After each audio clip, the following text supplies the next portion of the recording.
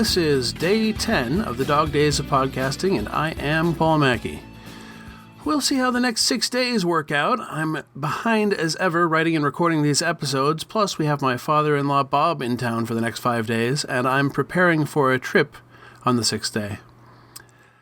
But this is the Rockford Files, Season 1, Episode 3, The Countess, and it originally aired September 27th, 1974. A brief summary. Rockford is working for a woman known as the Countess, real name Deborah Ryder. He's trying to prove she's being blackmailed. When he eventually confronts Carl the blackmailer, they get in a fistfight, then someone shoots Carl from the hills above the beach. Rockford was unable to catch the killer, and the police like him for the murder.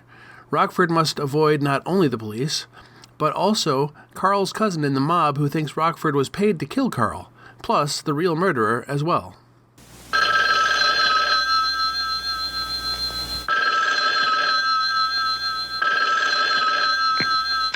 Rockford. At the tone, leave your name and message. I'll get back to you. Hey, Rockford, very funny. I ain't laughing. You're gonna get yours. Who is? I still have a lot of heavy hitters to profile who are involved in the show on a week-to-week basis, but in the interest of time, I'm looking at the guest stars again. When I saw Terry, the tennis pro, I thought to myself, that'll do, pig. Okay, that's a lie. I actually thought, he looks really familiar, and when I looked up the cast for the episode, I discovered he was played by James Cromwell, star of the movie Babe, among others. I also thought the same of Carl, the blackmailer, that he looked familiar, not the pig thing. So I'm looking at Dick Gautier. I was first introduced to Dick Gautier in reruns of Get Smart, where he played Jaime the Robot. Prior to that, he originated the role of Conrad Birdie in the original Broadway production of Bye Bye Birdie. The same year that he guested on the Rockford Files, he appeared as Kolchak's swinging crew's roommate in the Werewolf episode. He appeared as Robin Hood in 13 episodes of When Things Were Rotten, then did guest spots on the Hardy Boys' Nancy Drew Mysteries, Wonder Woman, Happy Days, and Matlock. He made frequent appearances on celebrity game shows like Tattletale's Match Game, Win, Lose, or Draw, and Password, and then had an extended career in voice work like Transformers, G.I. Joe, The Smurfs, and Foofer.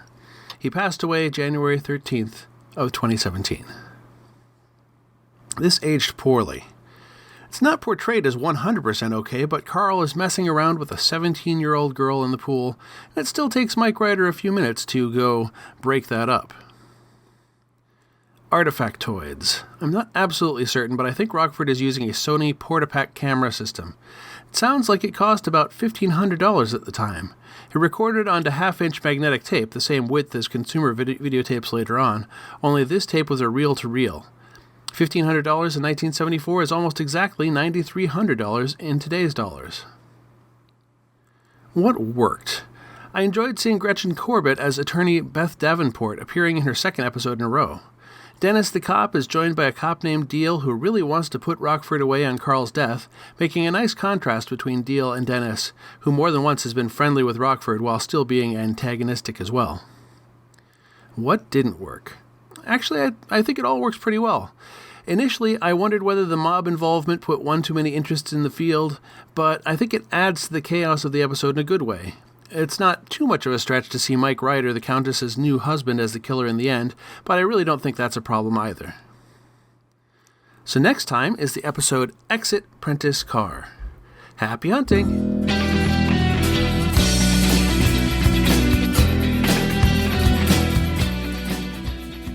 You have been listening to the One Idjit's Thoughts On podcast, produced by Paul Mackey in association with QuadrupleZ.com. Theme music is Too Good by Jack Mangan and is used by permission from him. If you would like to hear other podcasts by me, you might try the Ghostlight podcast, a completed introcast about the TV series Slings and Arrows, or Idjitcast, an introcast for the TV series Supernatural. Both can be found on fine podcasting listening software everywhere or at QuadrupleZ.com. Life is tough, but so are we. Let's make our own memories.